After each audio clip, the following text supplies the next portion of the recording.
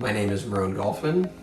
When it comes down to it, my role will be to ideally sit on my bike for 10 days and not stop pedaling, and hopefully set a new record for the fastest known time down the Baja Divide route.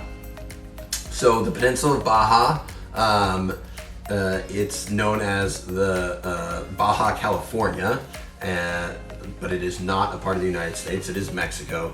But basically, if you look at the state of California, which is on the west coast, the peninsula of Baja continues south of California. And so the proper Baja Divide route actually starts at the airport in San Diego. For my attempt and for folks that try to set the record, they cut out the first 200 miles, which are in the United States, and just start at the proper Mexican border. So it's 1,500 miles from the Mexico border, and it goes down all the way to the southern end of the peninsula of Baja.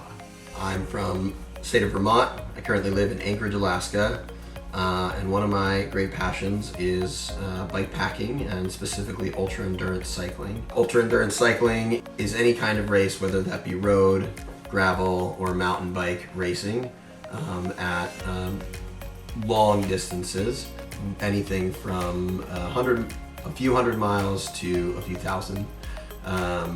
And part of what goes into that is that it's self-supported. So you can't have any outside support. You have to go in with all the food, the water, and logistics, and no one can help you along the way.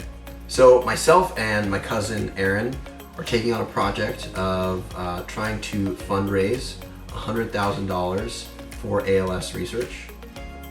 Where the inspiration for this whole thing came about is that Aaron's father, my uncle, was diagnosed with ALS roughly 4 years ago, and has been battling this degenerative disease ever since. To watch this disease take over his life and slowly see him lose control of his body has been incredibly impactful. Where I became really intimate in my familiarity with ALS was roughly a year ago.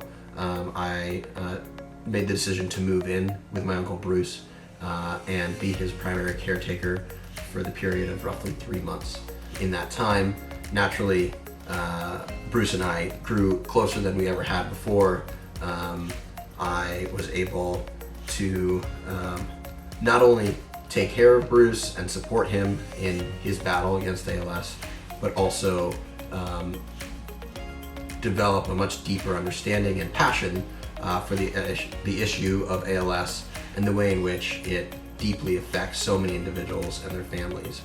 After living with Bruce, I went on a vacation in which I did a bike tour of the Baja Divide route, and while doing that 40-day trip and riding my bike, was reminded for the deep love that I have for cycling. It's been a part of my life for many, many years, and made the decision to really bring what I do on a daily basis back to that passion and that love.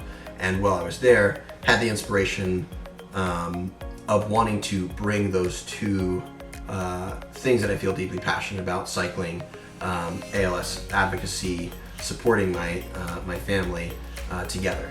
Me and my cousin Aaron have come together with this project of raising $100,000 for ALS research, and through our project, donating those funds to the ALS Association of Massachusetts.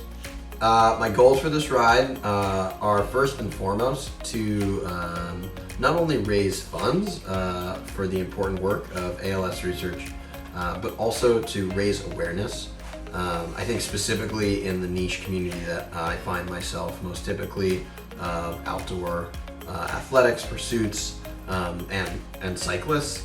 I hope to raise awareness in those communities around the devastation that ALS causes so many individuals and their families, and the importance of consciousness around that struggle, and the importance of helping to support efforts that are working towards solutions and cures to this disease that continues to have such a devastating impact on so many around us.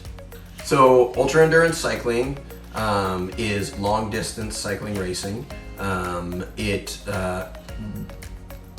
crosses a wide array of racing types, from road to gravel to mountain biking. What really defines ultra endurance cycling is one, the ultra component of it being that it is typically long distances, so anywhere from a few hundred miles to a few thousand miles. But then the most distinctive component of ultra endurance cycling is that it is a self-supported event, meaning that you cannot receive any outside help from the time that you start to the time you finish. You need to have planned out all of your food, anytime you're going to resupply, all your water, mapping your route, etc. When you start, you are on your own until you finish. Ultra endurance cycling is definitely for the most part, feels like a type 2 fun sport, meaning it's not necessarily the most enjoyable thing in the moment, but the reward that comes afterwards, reflecting on the experience, is just so gratifying that it definitely, for me, my experience is it really spawns a sense of addiction. I'd say often right when I finish a route, I'm like, I'm never doing that again. That was miserable. And it usually takes like a day or two, and it's all I can think about is the next time that I get to go ride.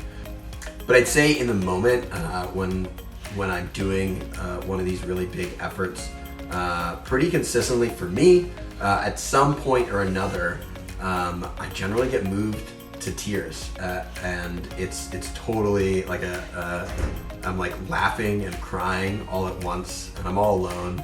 Like I can feel it throughout my body. Maybe it's that I have low blood sugar, I don't know, but it's like definitely just this feeling like my whole body tingles, and I usually just, it like wakes me up into a moment just like looking around and appreciating the beauty around me, and just like, wow, I've already biked like X amount of 100 miles, and I'm kicking ass, and this is just incredibly gratifying to be out there.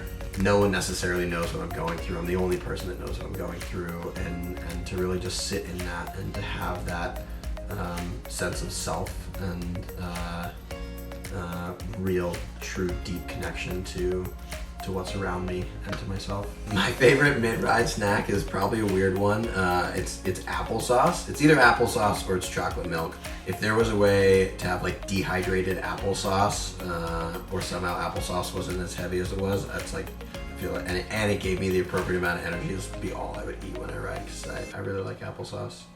Post-ride meal, probably, honestly, kind of generic, like a really delicious hamburger and French fries, especially the French fries. Like a bucket of French fries and like a little hamburger would be like the perfect combo. In fact, I am not vegan. It's a real controversy in some circles, but I'd be crushing that meat. So people can support us by following us, check out our website, follow us on social media, donate as you can, share, and like as we post. A feature of this event is that there's going to be a crew of 2. This is a family event, so Aaron and my younger brother are going to be following me along as I ride, and making daily posts, both in video shots as well as photos. And the other way that you can follow as I go is that I'll have a live tracker on me the entire time. And so you'll be able to watch minute to minute where I am as I make my way down the Peninsula of Baja.